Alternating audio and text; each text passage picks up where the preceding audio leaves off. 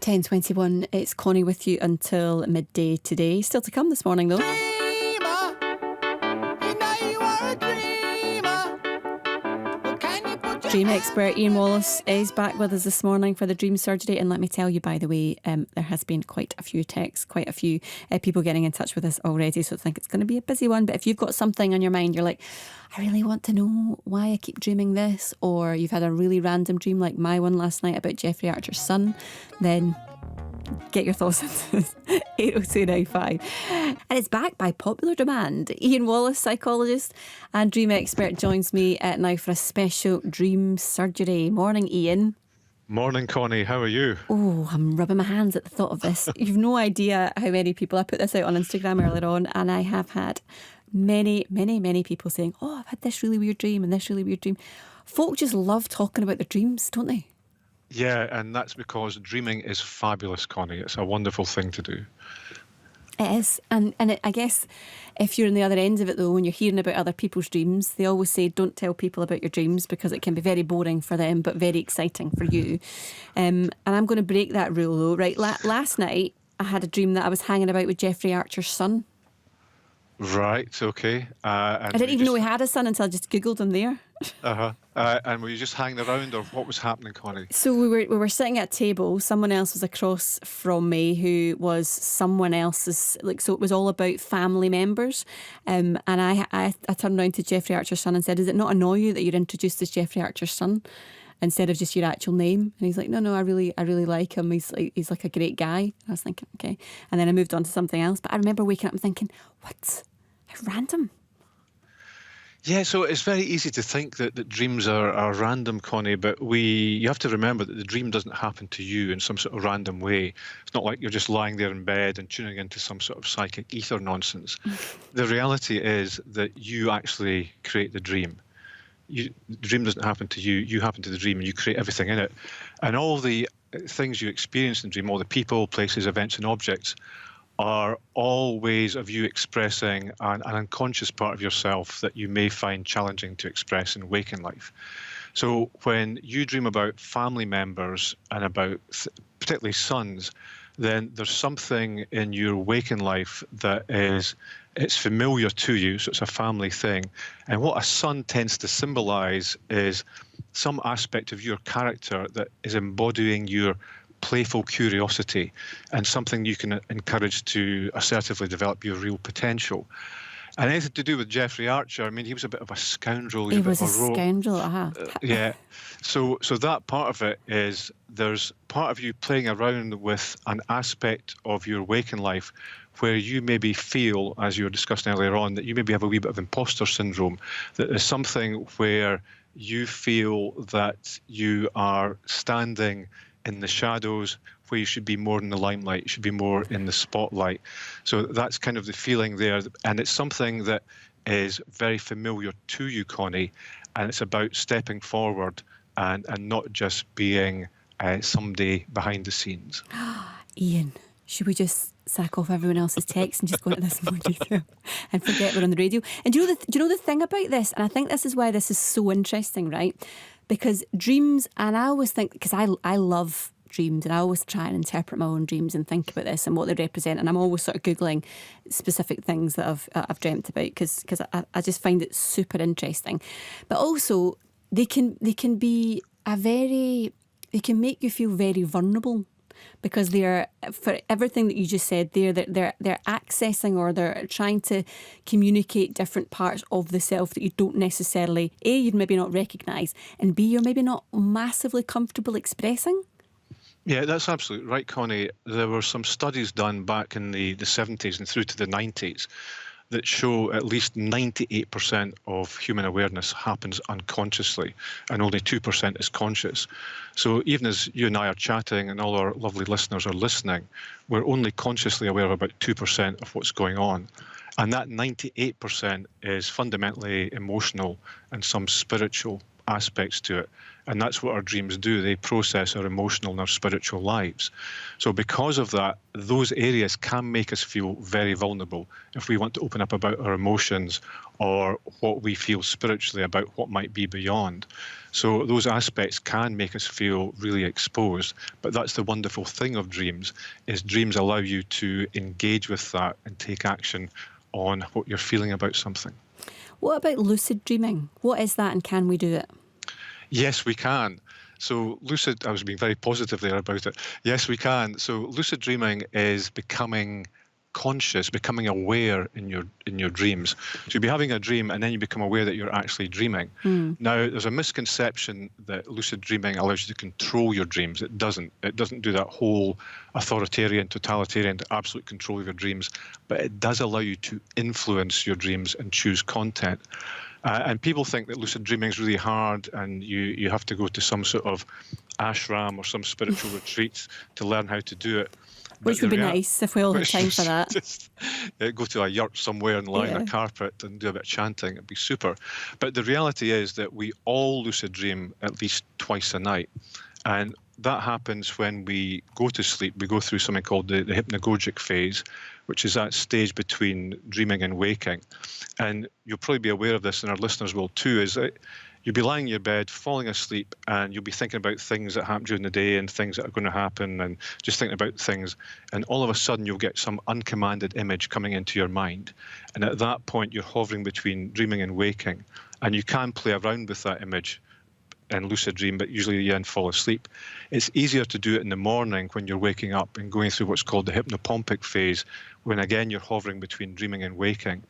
And the way to work with that is to, whatever image that you have floating around there, is just to play around with it, make it bigger, make it smaller, make it darker, make it lighter. One of the best ways that I find to work with lucid dreaming and learn how to lucid dream is quite counterintuitive. And that is to do it from a nightmare. And Yes. in a nightmare, you become aware quite often that you're having a nightmare and it's scary and awful and horrible, and you want to wake up. So you force yourself to wake up. But in that moment, when you realize that you're dreaming, you're having a nightmare, if you have the courage and confidence to stay in there and start to play around with whatever image is threatening you or making you feel bad, then that's you going into a lucid dream straight away. Very powerful, very fast. And a tool that you can use to help people who are suffering from nightmares. Because it's funny, isn't it? I've actually, because I just had a wee baby not that long ago, and since I've had him, I've had more nightmares recently than I've had over my entire adult life. And you forget actually how completely paralysing they can be for people and terrifying they can be if people have them on a regular basis. So they need something there to try and, I would imagine, help ease that and the fear that might be caused for people going to sleep. Yeah, and what a nightmare is, people tend to separate dreams and nightmares and say they're separate things. But all a nightmare is a dream where you've turned up the volume and the scariness a bit. Because you are generating that information, you're processing something, and you're trying to send yourself a message effectively. So in that, there's something really powerful happening in your waking life, and it's a positive, powerful thing. And by being able to step into that nightmare and make some choices and make decisions, it gives you agency in the dream, and that process carries over into waking life. So things that scare you in waking life, you actually start to access power, where you can step into your power and have that choice and agency to get to the outcome you desire. This is fascinating. Right, Ian's going to be back after 11 o'clock this morning. Thank you very much for that, Ian. You're listening to Connie McLaughlin until midday today. Still to come.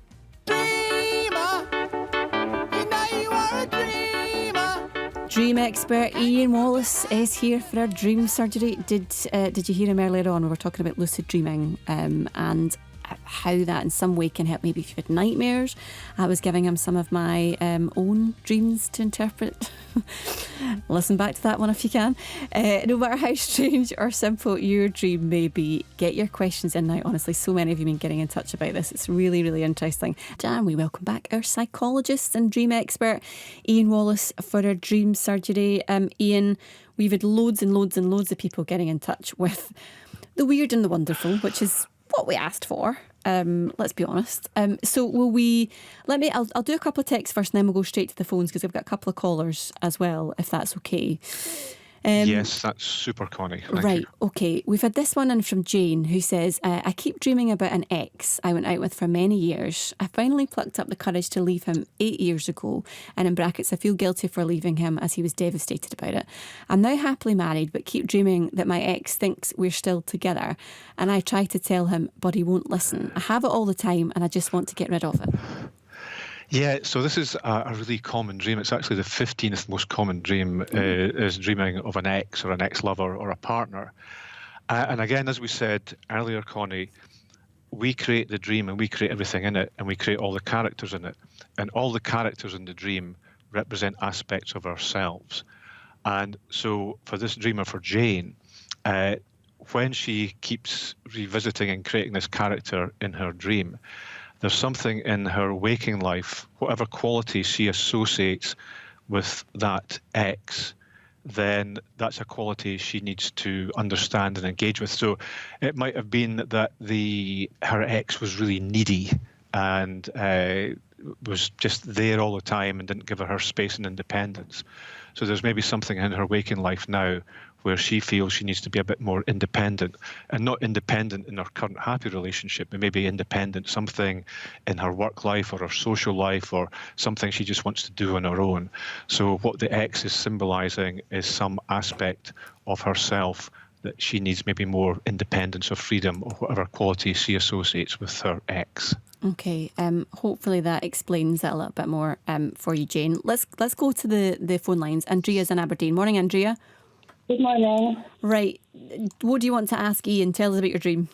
Okay, so my father-in-law passed away last July from cancer, and I got on really well with him, and even towards the end of his life, participated in caring for him.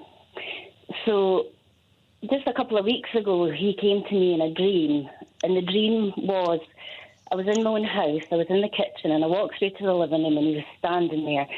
And he just looked like he looked as an elderly man, but not when he was ill. He was just back to himself. He had this anorak on and his stick.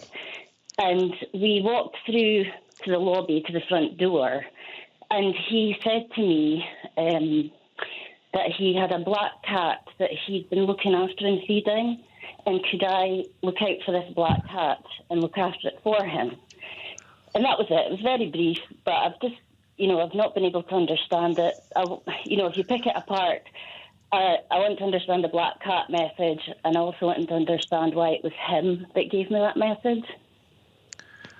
Thanks, Andrea. And sorry for your loss, Andrea. It's always really difficult when we lose a loved one. So again, Andrea, as we've been saying, when we dream of a character, whoever they are, and especially a loved one, it's about the quality we associate with them. So what's the one quality that you would associate with your father-in-law, Andrea?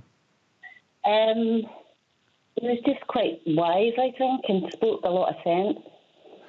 Okay, so when a loved one comes back into your dreams, what you're encountering in waking life is the opportunity to use the quality you associate with them.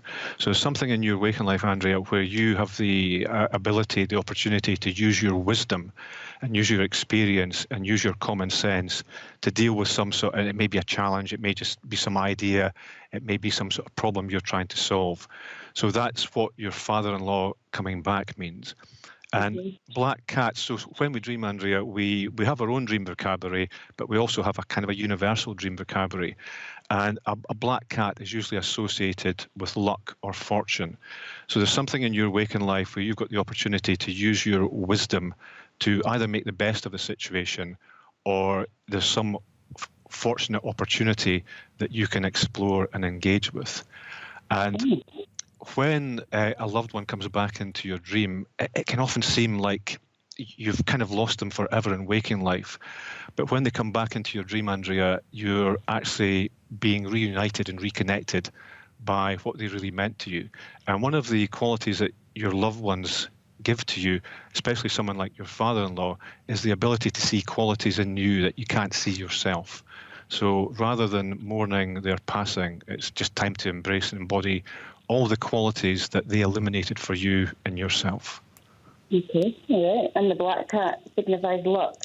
Okay. The black cat is to use your wisdom and your experience to identify some sort of opportunity, because there is it's more like the ability to use your experience in a wise way. So it's like that thing where other people say to you, oh, you've been a bit lucky there, but you think, no, I've not been lucky. It's because I've got that experience and that wisdom to see an opportunity that no one else can maybe see.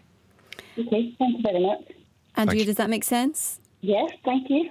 So, Ian, Andrea shouldn't be looking out the window for a black cat in case there actually is one that needs fed. Well, you never know. Carl Jung made a big thing of something called synchronicity, where we see things, correspondences at a symbolic level in the waking world. And very often in dreams, because we have that individual and also universal dream vocabulary, that you'll maybe dream about something, or you'll have forgotten a dream, and then some point during the day you'll see something that reminds you of the dream. So so there may be a black cat. I'm sure there are plenty of black cats in Aberdeen. It's funny, isn't it, how that there's that universal library you're talking about, that maybe a black cat might signify something else for someone, but ultimately you're saying it has there's a sort of universal meaning of what that is and what the representation of that is for people, even if maybe they had a black cat that they loved. And do you know what I mean? Yeah. So the black cat, again, going into the symbol aspect of it. So what it represents, there's two things in there. There's black, the colour. So black's all about the unknown, the unfamiliar, the uncertain, but that's where all the opportunity is. And what a cat symbolises is independence and freedom. So it's having that, being comfortable and in exploring the unknown and realising you have the freedom and independence to do that. And as you do those things, as you have the confidence and freedom and independence to explore the unknown, you often find yourself being quite fortunate and quite lucky. So that's the causal symbolic chain of the black cat. Okay.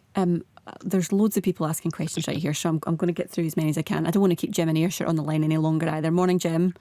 Yes, morning. Thanks very much for getting in contact with us. You've been having some really bad nightmares? Yes. Quite frequently, the most violent, terrifying dreams. It's not the same dream, but the theme is the same. That theme is being pursued by humans, being attacked in extremely violent fashion. And during those dreams, I'm terrified. And this has been happening now for many, many years. I don't dream every night that way, but when it does happen, coincidentally, I had a very bad series of dreams last night. Switch on the radio and hear this conversation. So I'd absolutely very much welcome any guidance. Ian? Yeah, thanks, Jim. And there's another wee bit of synchronicity there. So Jim, the most common dream that people have all around the world is being pursued, is being chased. And the way that I work with dreams, Jim, is to work with the language. So the word pursue, it means a chase, but it also can mean a pursuit, something that you are trying to get to, something that, say, an ambition that you're pursuing or some idea that you're trying to accomplish. So when you feel that you're being chased, when you create these chase dreams and these violent dreams, then there's something in your waking life where you feel you're trying to achieve some sort of ambition, but you are being thwarted in doing that. You've been obstructed somehow. And the violent part of it, we were saying earlier on that dreams are really fundamentally about processing your emotions. And because violence is such a strong outcome of emotion, then there's something in your waking life where you feel really, really strongly about something, Jim, that you're trying to achieve, but you're in this battle to achieve it.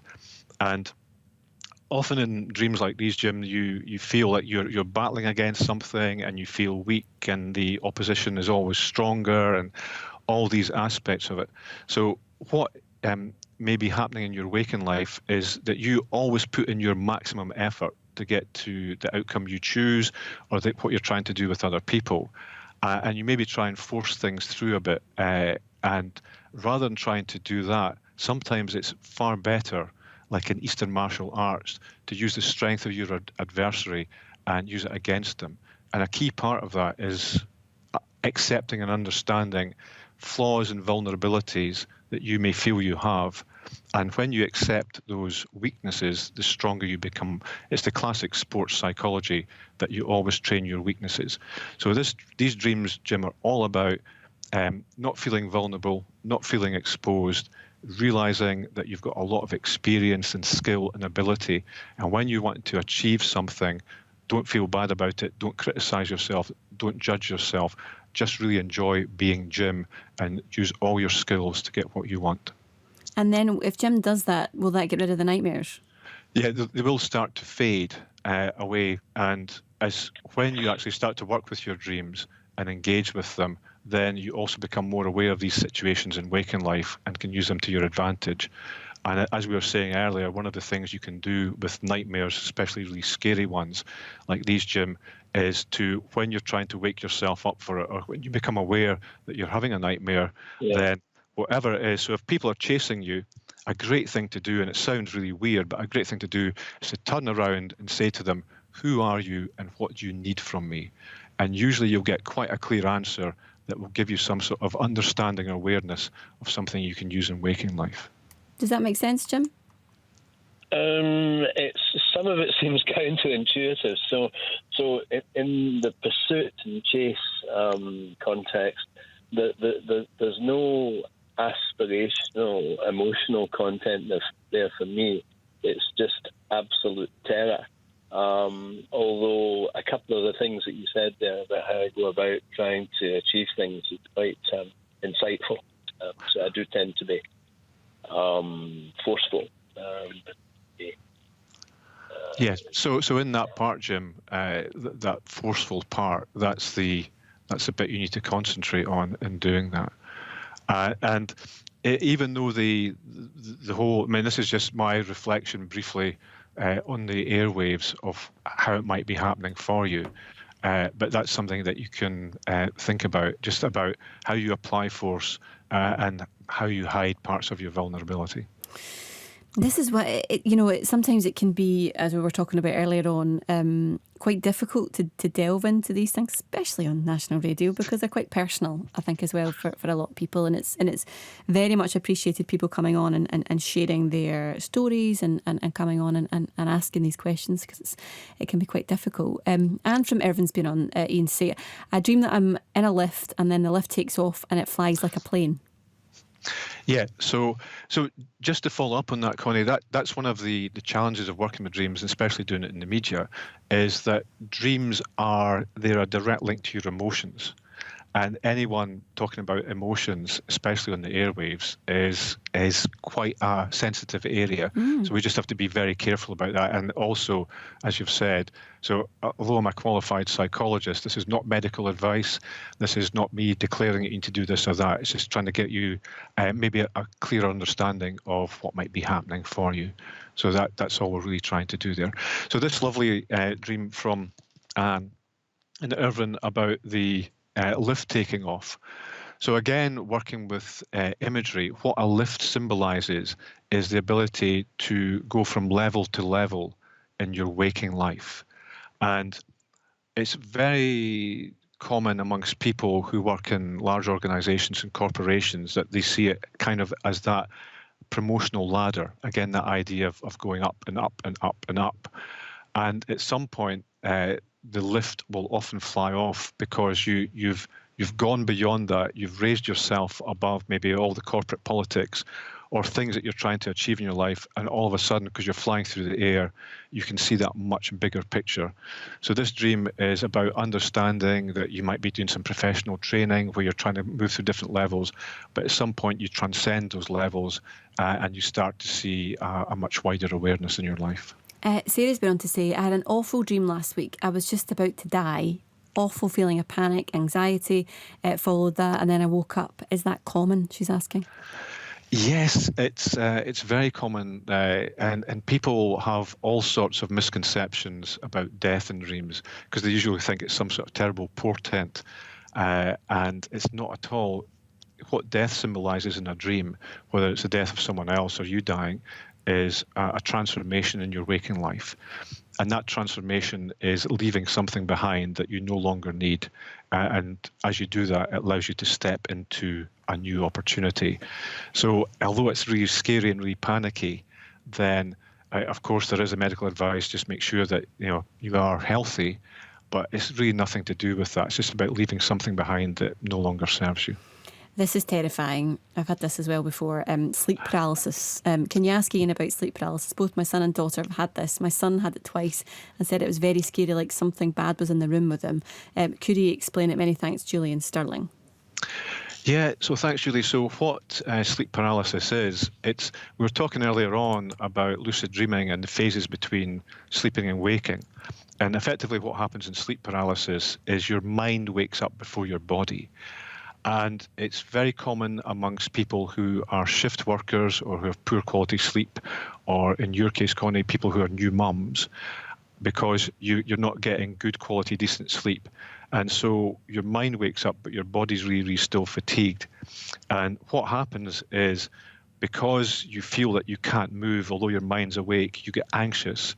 And the classic thing that happens with anxiety is your breathing becomes shallow. So it can often feel like your chest is being compressed or someone's sitting on you. So the various stages of sleep paralysis are, there's a presence in the room. And this is what you're doing. So your mind's awake, but you're still generating a little bit of dream imagery. So it's almost like a hallucination. And then there's a shadow in the room.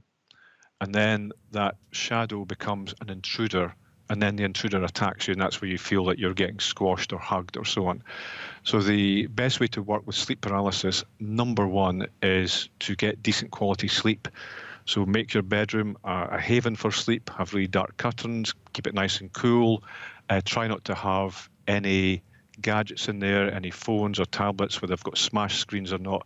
Just try to keep all that out of there and just make your bedroom a haven for sleep. And get good quality sleep. And when you do that, you'll find that your episodes of sleep paralysis will just start to fade away. Right. Sonia, I've got a recurrent dream where I'm at the top of a skyscraper. I feel off balance and terrified of falling off. I don't have a fear of heights, but it's really, really weird. I want to try and get to the bottom of it. Yeah, so we were talking about the lift dream, the 75th most common dream, and what a skyscraper symbolises, any building in a dream symbolises yourself. The number one dream symbol is the house. And the reason for that is houses have got insides and outsides, and so do we.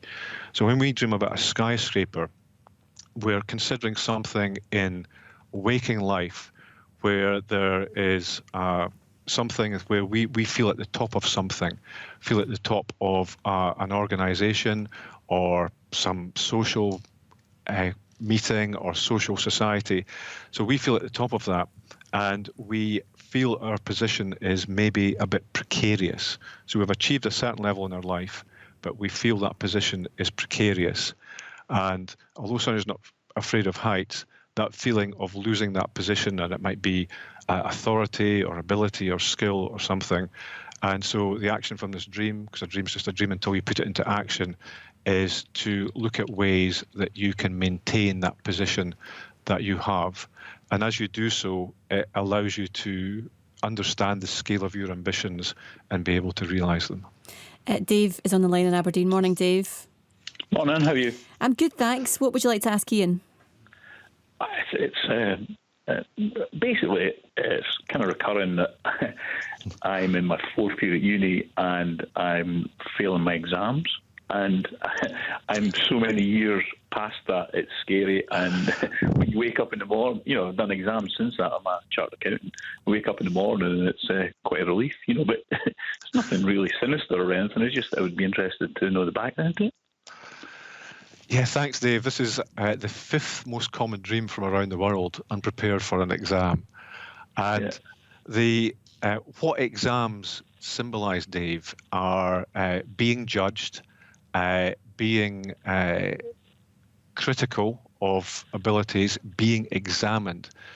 So when you have this dream now, a number of years on from when you were in uni, is there's a situation in your waking life where you are being too self-critical, you're examining something too much, you're doing too much self-examination and too much introspection. And I would imagine that you, in waking life, you might be a bit of a perfectionist, Dave, that you don't like to leave a whole lot to chance, because the people who have this dream are probably the last people in the world who would be unprepared for an exam. So this one is all about being self-critical and self-judgmental. And the action from this dream, Dave, is to just consider what makes you feel most fulfilled and happiest in life, something that doesn't need a lot of preparation, more spontaneous.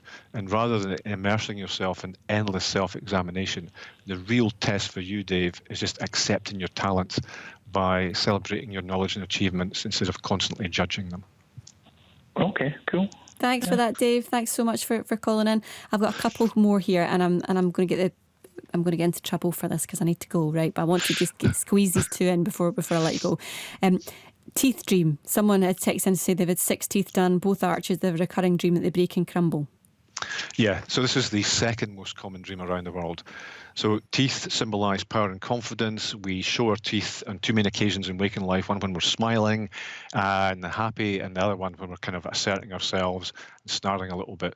So when you dream that your teeth are falling out, there's something in your waking life where you need to be more confident in whatever's challenging you. And although you might feel a bit powerless and your confidence is crumbling, then even just showing up in a more confident manner will make you more likely to get what you want. Right, really quickly, this one from Mary in Bathgate. I had a strange dream the other night. I had a beautiful beech tree, very old, which dominates her drive. In my dream, our neighbour, who may possibly be moving, had cut off a branch, or every branch actually, leaving only the trunk. In the dream, I was annoyed and had someone shout from the background.